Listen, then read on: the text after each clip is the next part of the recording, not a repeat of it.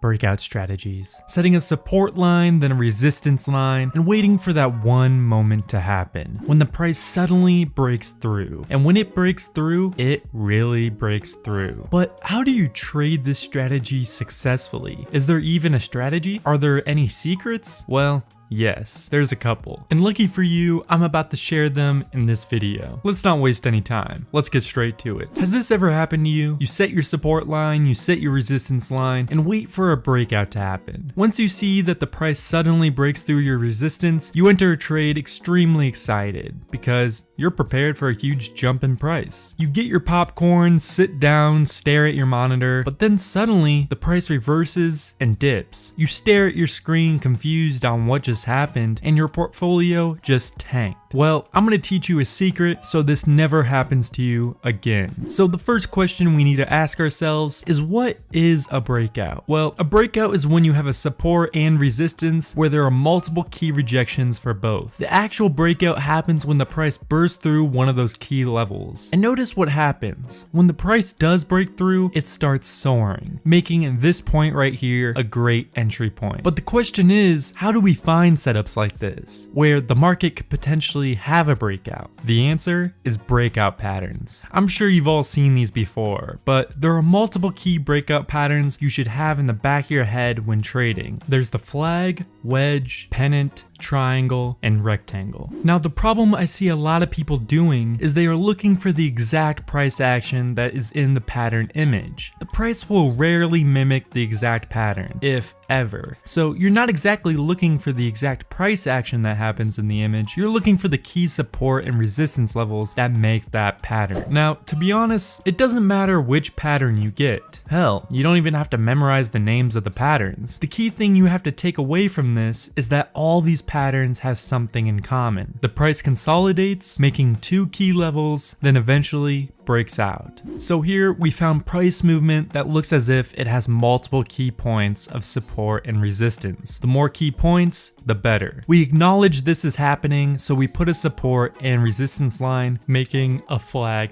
pattern. So far so good. But this is the point where people usually make the mistake. So what happens is people usually wait for a breakout in either direction. So once someone sees the price break through their resistance line, they immediately enter the trade right here. But it turns out it was a false breakout and the price reverses in the opposite direction. This specific trader would have lost a pretty decent amount of money. I'm going to show you how to prevent this from happening so we go in with a greater chance of the price going the direction we want it to. The first thing we need to understand is what's called momentum candles. Momentum candles can have many forms, but usually it's one big candle with a large body, or three medium-sized candles all going in the same direction. These two forms of momentum candles are going to be what we are looking for. Let me show you an example. So in this example, we have a set of multiple higher highs, so we set a resistance level right here. Then we have a key support level here because the price reversed multiple times at this level, and now we wait. We see a pretty decent sized candle form, and then it breaks the resistance level. This matches our definition for a momentum candle. The problem is only the tip of it broke out, so we are not counting this as a momentum candle. For us to be able to count this as a momentum candle, the majority of the body would have had to been crossing the resistance level. We would also consider this a momentum candle if another green candle appears outside of the line like this. But unfortunately, it was a red candle instead, so we ignore the signal. Let me show you another example. So here we have our support and resistance level set up. The price moves and a decent sized candle breaks through our resistance. It's not a momentum candle because it does not have a big body, so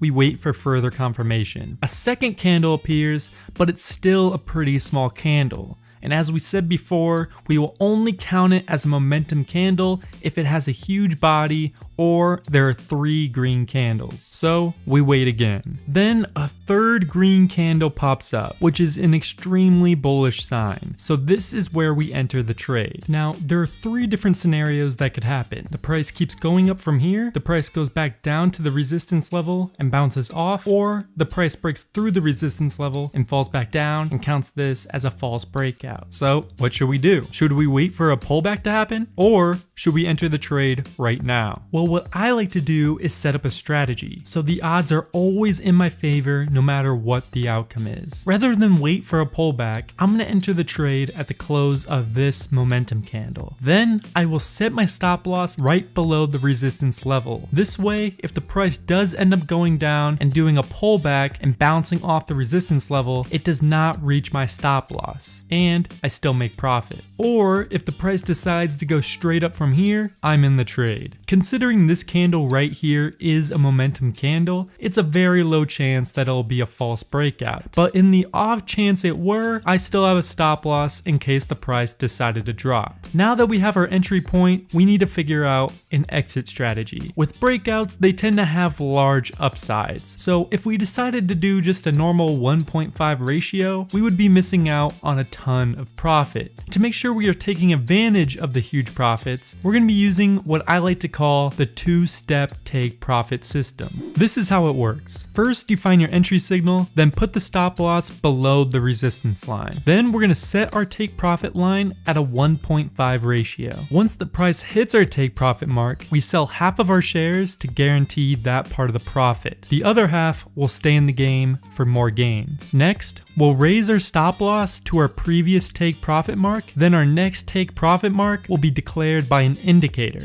That indicator is the chandelier indicator. To add this indicator, just go to Trading View, go to the Indicators tab, and type in chandelier stop. Then go to the indicator settings and change the ATR multiplier to 2. This indicator will give us our exit strategy. It's very simple. We sold half of our shares at the 1.5 profit mark. We let the other half run. We set our new stop loss at our old take profit mark, and we will exit the trade once the chandelier indicator changes colors. So right here we would have sold the remaining of our position because the chandelier indicator changed colors. Notice all the extra profit we made by only selling half of our shares. If we would have sold all of our shares at the 1.5 profit mark, we would have missed out on a ton of upside. Let's see one more example. We find some key points that are great levels to make a support and resistance. Once we set our trend lines, we wait for a momentum candle to break through our resistance. One candle breaks the line, but it does not have a big enough body to be considered a momentum candle. So we wait for 2 more green candles. Once we see the 3rd green candle, we enter the trade.